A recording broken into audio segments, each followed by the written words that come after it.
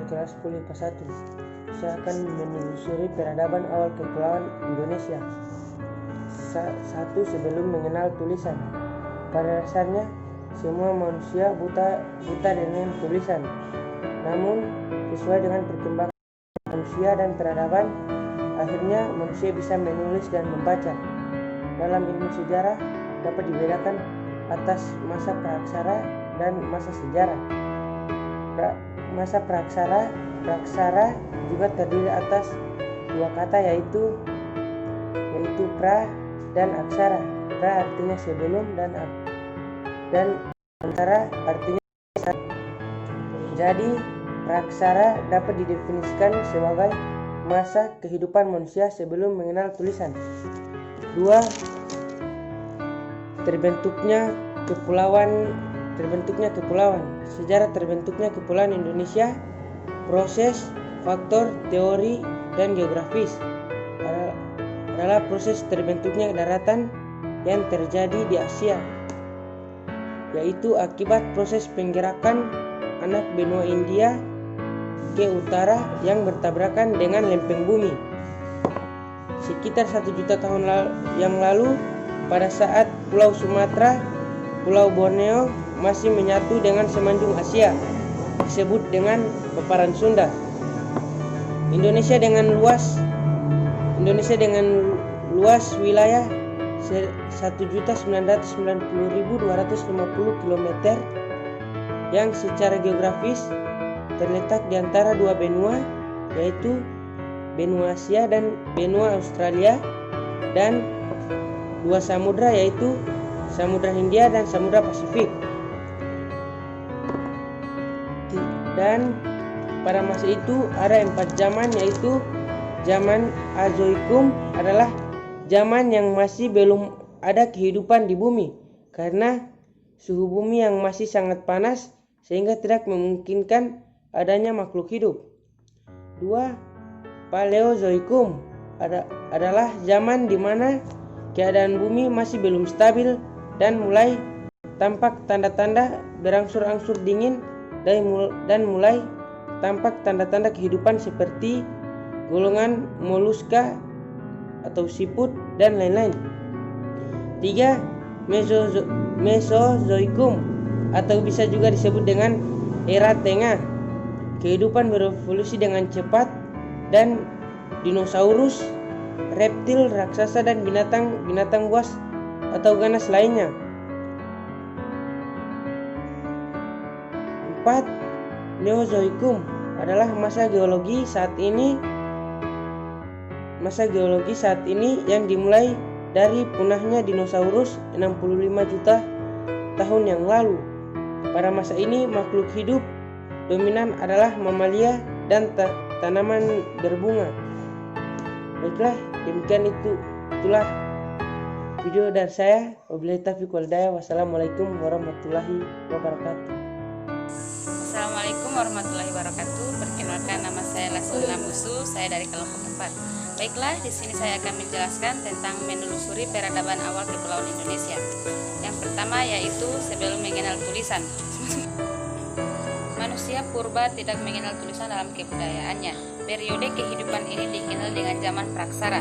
Masa praksara berlangsung sangat lama, jauh melebihi periode kehidupan manusia yang sudah mengenal tulisan. Pra berarti sebelum, dan sejarah adalah peristiwa yang terjadi pada masa lalu yang berhubungan dengan aktivitas dan perilaku manusia, sehingga prasejarah berarti sebelum ada sejarah. Sebelum ada sejarah berarti sebelum ada aktivitas kehidupan manusia. Para ahli mempopulerkan istilah praksara untuk menggantikan istilah prasejarah. Praksara berasal dari dua kata, yakni pra yang berarti sebelum dan aksara yang berarti tulisan.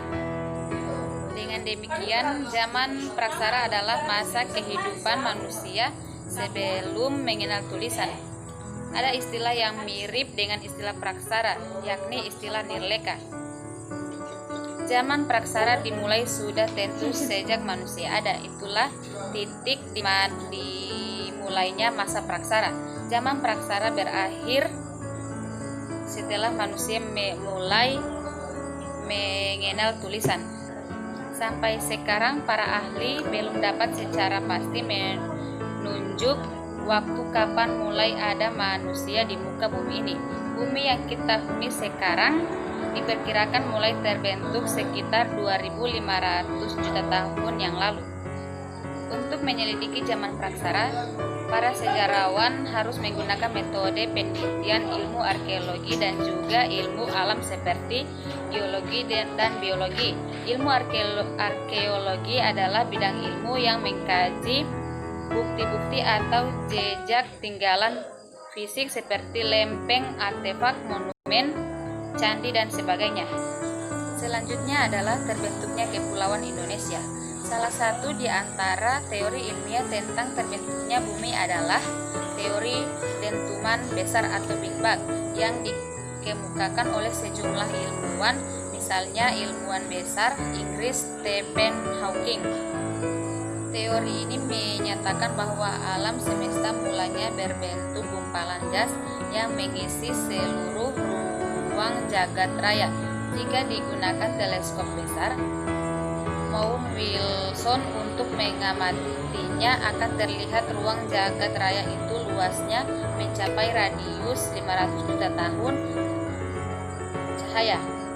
Gumpalan gas itu suatu saat meledak dengan satu dentuman yang amat dahsyat.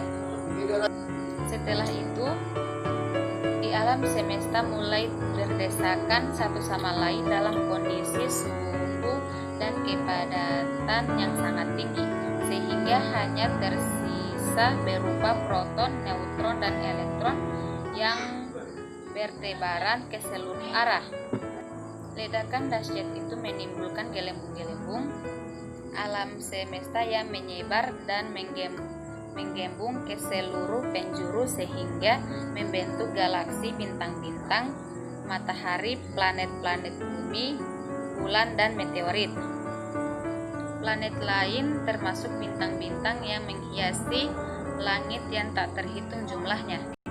Ada juga ilmuwan astronomi yang mengibaratkan galaksi bintang-bintang itu tak ubahnya seperti sekumpulan anak ayam yang tak mungkin dipisahkan dari induknya. Jadi di mana ada anak ayam, di situ pasti ada induknya.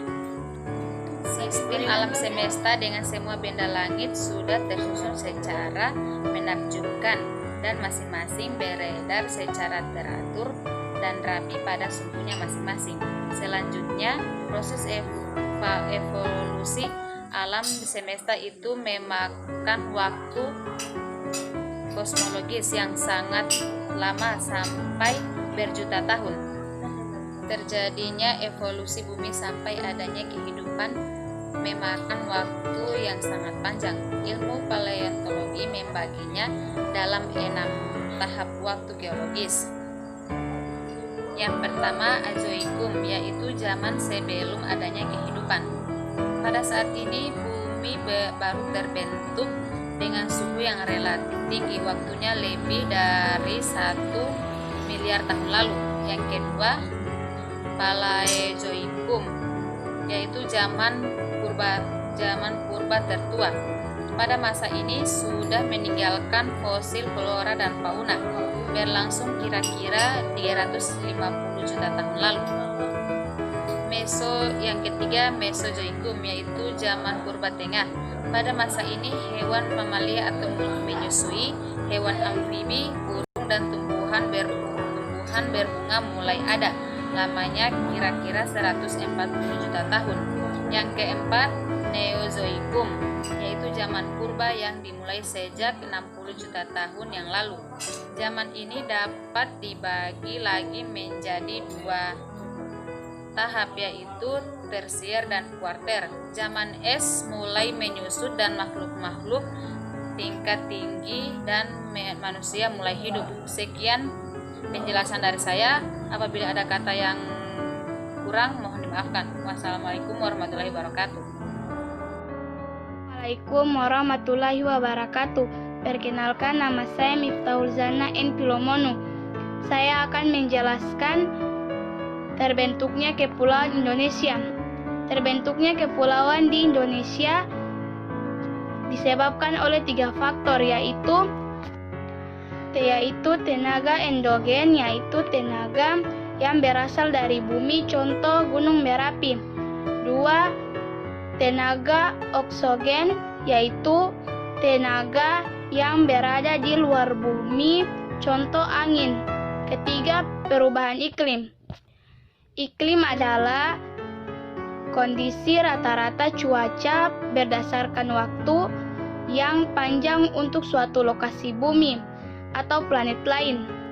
Kepulauan Indonesia juga disebabkan oleh iklim yang berubah-ubah pada waktu itu.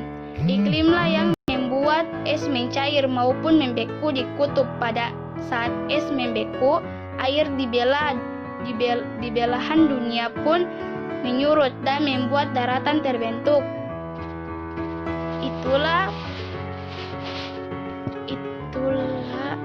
Itulah penjelasan dari saya. Wabillahi taufik wal hidayah. Wassalamualaikum.